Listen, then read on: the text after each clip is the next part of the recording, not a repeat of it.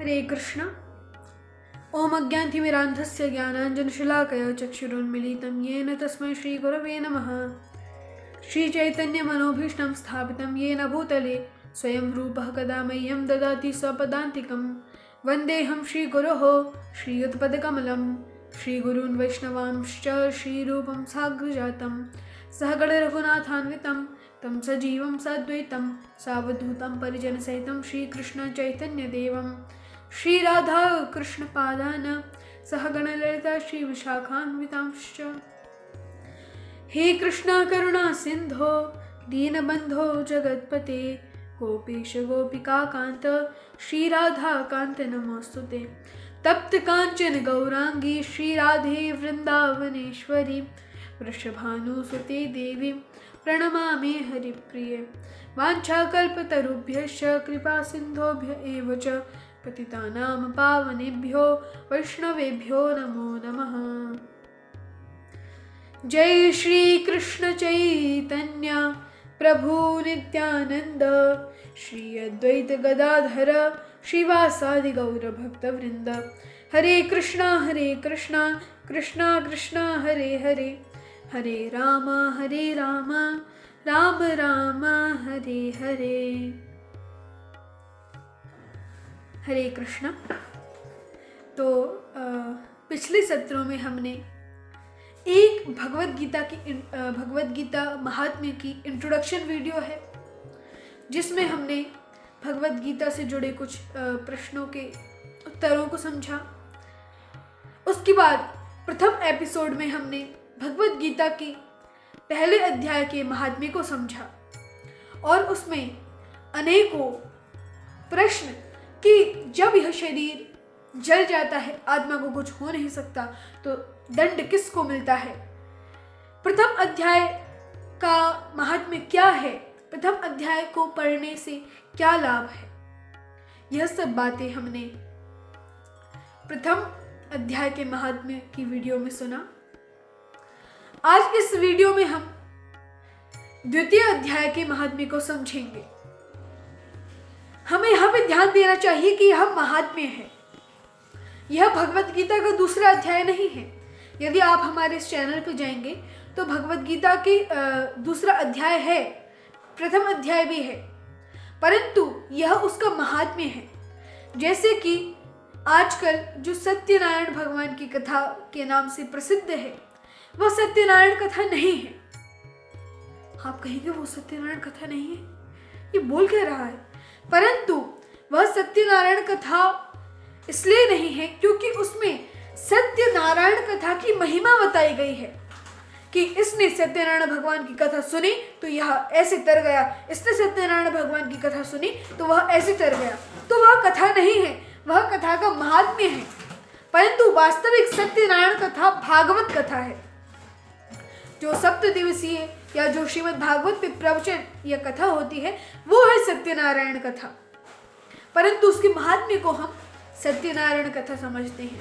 उसी प्रकार भगवद गीता के महात्म्य को पढ़कर, उसको सुनकर हम गीता जी को नहीं बोल सकते कि हमने भगवद गीता के पूरे 18 अध्याय सुने हैं या पढ़े हैं। यह मात्र महात्म्य है कि इसने भगवद गीता का प्रथम अध्याय पढ़ा तो ऐसा हो गया, पर प्रथम अध्याय क्या है वह आपको श्रीमद् भगवद गीता में मिलेगा। और श्रीमद् भगवद गीता वैसे तो उसका जो मुख्य अर्थ है वह हमें समझ में नहीं आता, इसलिए श्रील प्रभुपाद जी ने जो भगवद गीता हमें दी है, यह इंग्लिश में, हिंदी में, सभी भाषाओं में है। तो इन भगवद गीता को जब हम पढ़ेंगे तो हम समझ सकते हैं कि भगवान क्या बताना चाह रहे हैं। और अभी हम गीता महात्म्य की चर्चा करेंगे। तो अब द्वितीय अध्याय का महात्म्य कहां से प्रारंभ होता है, आप जहां बैठे हैं उसी स्थान से उत्तर दीजिएगा। श्रीमद् भगवद गीता का महात्म्य किसने कहा है और किससे कहा है? हाँ, भगवान विष्णु ने कहा है और माता लक्ष्मी से कहा है। शिव जी ने पार्वती मैया के कौन से प्रश्न पे भगवत गीता के महात्म्य सुना रहे हैं? हाँ, जो उन्होंने प्रश्न पूछा था कि हरि के प्रति, भगवान के प्रति भक्ति बढ़ाने का जो साधन है भगवत गीता, आप उसका महात्म्य बताइए, जिससे भगवान की भक्ति में हमारी भक्ति दृढ़ हो। अब यहाँ द्वितीय अध्याय का महात्म्य ऐसे प्रारंभ होता है।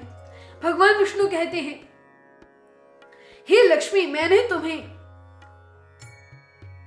प्रथम अध्याय का महात्म्य सुनाया, अब तुम भगवत गीता के दूसरे अध्याय का महात्म्य श्रवण करो। ऐसे भगवान अब सारे महात्म्य सुनाएंगे। तो अब द्वितीय अध्याय का महात्म्य क्या है? अब इसमें भी एक कथा है।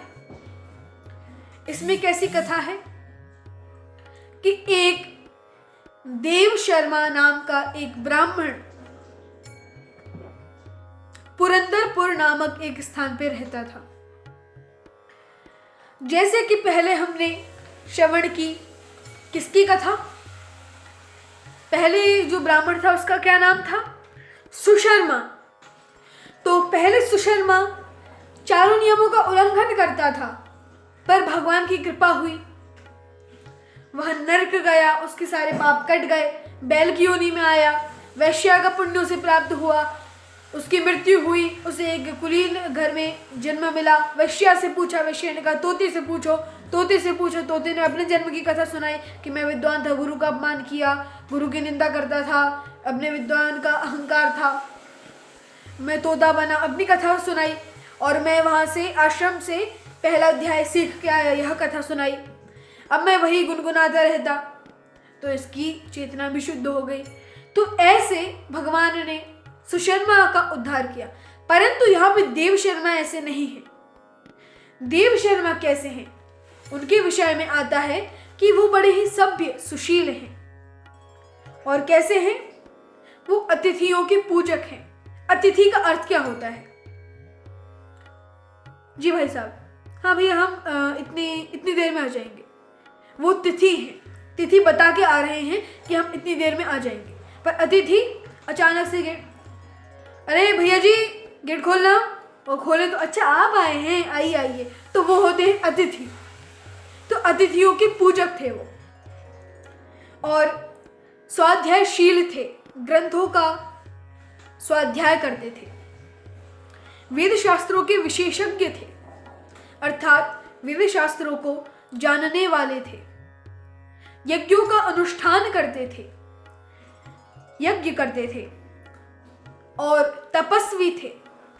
ये सभी इन्हें बड़े प्रिय थे और इन सभी लोगों को ये भी बड़े प्रिय थे। तो ऐसे हैं कौन? ये देव शर्मा जी। अब ये जो देव शर्मा है, ये अग्नि में यज्ञ तो करते हैं, परंतु एक दिन इन्होंने यज्ञ किया, ये तत्व ज्ञान की प्राप्ति हो उसके लिए ये प्रचुर मात्रा में क्या करने लग गए? भगवान के प्रिय बन गए, अर्थात भगवान के भक्तों की सेवा करने लगे।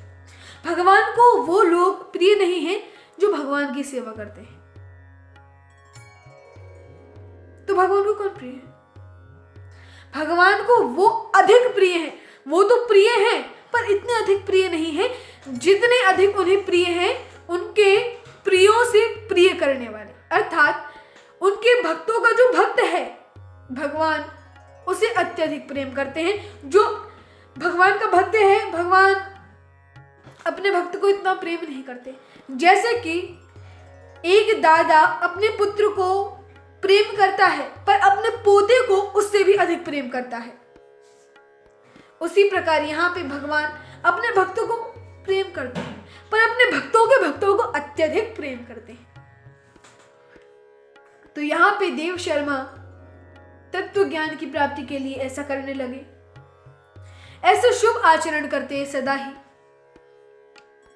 अब एक समय की बात है कि एक दिन इनके समक्ष एक महान तेजस्वी महात्मा प्रकट हुए। वे पूर्ण अनुभवी और आकांक्षा रहित, नासिका के अग्रभाग पे ध्यान लगाने वाले, जैसे कि कपिल देव के उदाहरण में भी आता है कि उन्होंने योग पद्धति बताई है। उस भागवत में ही आता है कि वो सदा ही अपने अग्रभाग, नासिका के अग्रभाग पे ध्यान लगाते थे। ऐसे बड़ा ही कठिन रहता है, वो योग पद्धति में आता है। वहां पे योगियों का वर्णन है, तो वहां पे बताया गया है कि योगी कैसे होते हैं। तो ये भी बड़े महान योगी थे। 2-4 नाक हिलाने वाले और कपालभाति, भस्त्रिका करने से कोई योगी नहीं बन जाता। योगी बहुत ही उच्च कोटि के संत रहते हैं। योग होता क्या है? भगवान से कनेक्शन, उसको बोलते हैं योग। जैसे भक्ति एक योग है, भक्ति योग, तो वो होता है योग। अब ये महान योगी थे और सदा ही आनंद विभोर रहते थे। देव शर्मा उन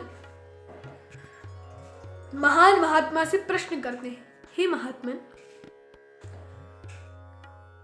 मुझे सदा रहने वाली शांति चाहिए, वह मुझे नहीं मिलती, तो उसके लिए मैं क्या करूं? तब उन महात्मा ने कहा, तुम इधर यहाँ पे ये जो वन है उसमें जाओ।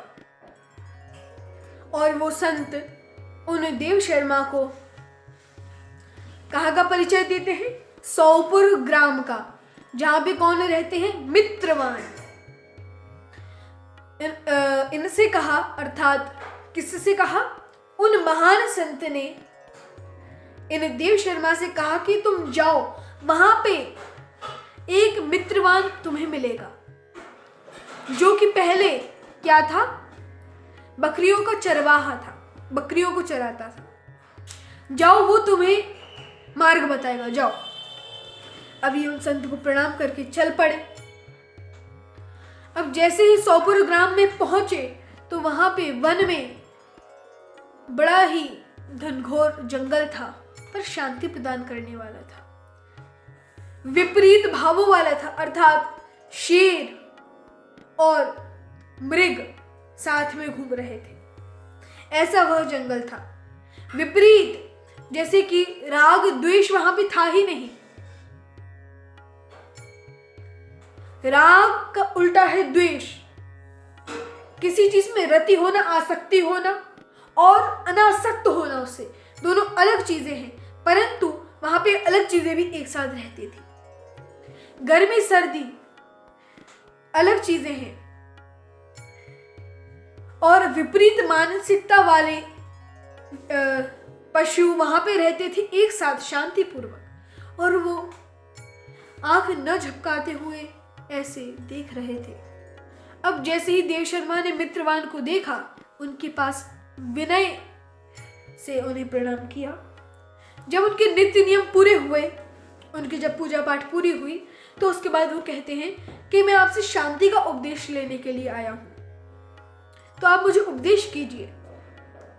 तब उन्होंने एक कथा सुनाई। एक समय की बात है, किसी दूसरे व्यक्ति की नहीं, स्वयं का ही अनुभव, स्वयं की ही कथा। एक समय की बात है, मैं यहाँ पे अपनी बकरियों को चराते हुए आया, और उसी समय यहाँ पे एक व्याघ्र, बाघ, टाइगर आ गया। और जैसे ही वह व्याघ्र आया तो मैं डर गया, और मैं जो बकरियों के आगे था, मैं बकरियों के पीछे चला गया, बकरियों को आगे कर दिया। वहीं पे एक बकरी निर्भय होके उस व्याघ्र के पास चले गई, नदी के तट पे। अब मैं आश्चर्यचकित होकर यह दृश्य देखूं। जैसे ही गई तो शेर तो, वो व्याघ्र तो इतने क्रोध में था कि जैसे हम सबको खा ही जाएगा, परंतु वह भी सामान्य रूप से, उसमें अब खाने का भाव नहीं रहा, अब वह शुद्ध जैसा हो गया। अब यह देख के मैं बड़ा ही आश्चर्यचकित कि दोनों साथ घूमे। अब मेरी जो बकरी थी उसने कहा कि तुम मुझे मुझे खा लो ना, देखो तुम भूखे हो, मुझे खा लो। तो उस व्याघ्र ने कहा कि हाँ नहीं, मुझे नहीं खाना तुम्हें, मेरी भूख प्यास सब मिट गई यहाँ आके।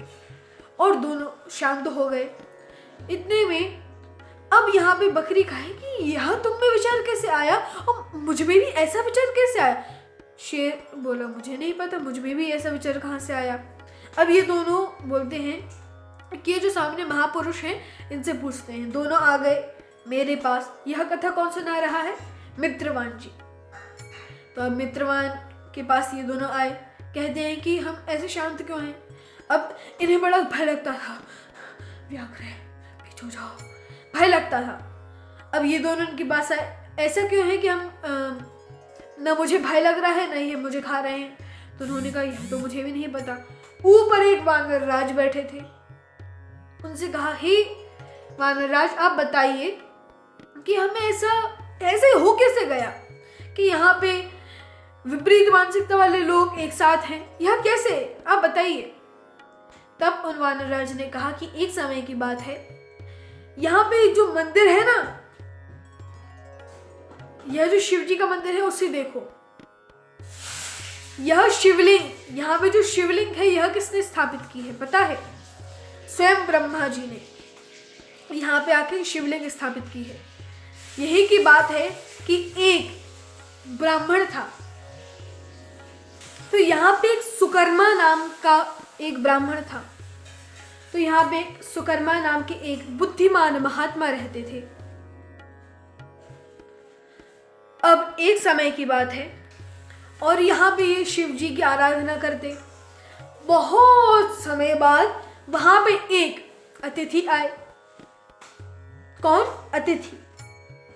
जब वहां पे एक अतिथि आए तो उन्होंने उन्हें प्रणाम किया, उन्हें भोजन दिए, वहां पे जो फल फूल थे उन्हें प्रदान किए और कहा कि मैं इतने समय से शिव जी की आराधना कर ही रहा था और उसका फल मुझे आज प्राप्त हो गया। और बड़ी ही मधुर ध्वनि में कहा। जैसे ही उन महात्मा ने देखा कि यह बड़ा ही विनम्र है, बड़ा ही विनयशील है, तो उन्होंने प्रसन्न होके एक शिलाखंड पे भगवत गीता का दूसरा अध्याय लिख दिया। कहा कि तुम प्रतिदिन इसका पाठ किया करो। तो अब वो प्रतिदिन इसका पाठ करें।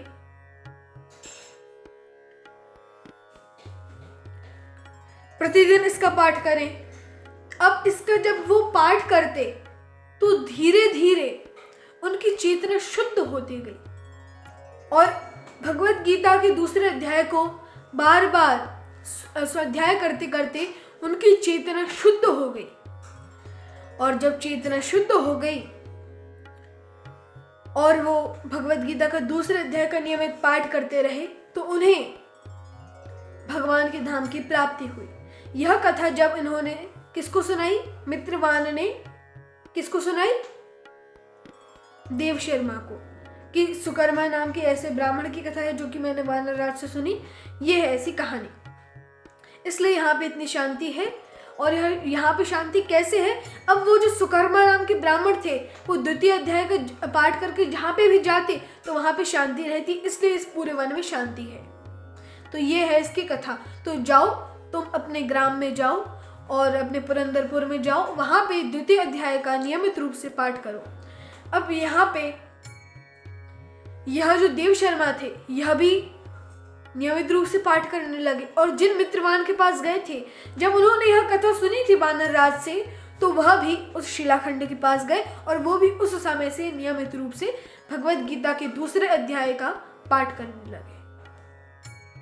तो यह जो दूसरा अध्याय है इसका पाठ किस लिए किया जाता है? शांति प्राप्त करने के लिए। बहुत से लोग कहते हैं ना, प्रभु जी शांति नहीं है जीवन में, सब कुछ है बस शांति नहीं है। तो शांति के लिए दूसरा अध्याय है। तो यहीं पे मैं अपनी वाणी को विश्राम दूंगा। हरे कृष्णा हरे कृष्णा कृष्णा कृष्णा हरे हरे, हरे राम राम राम हरे हरे।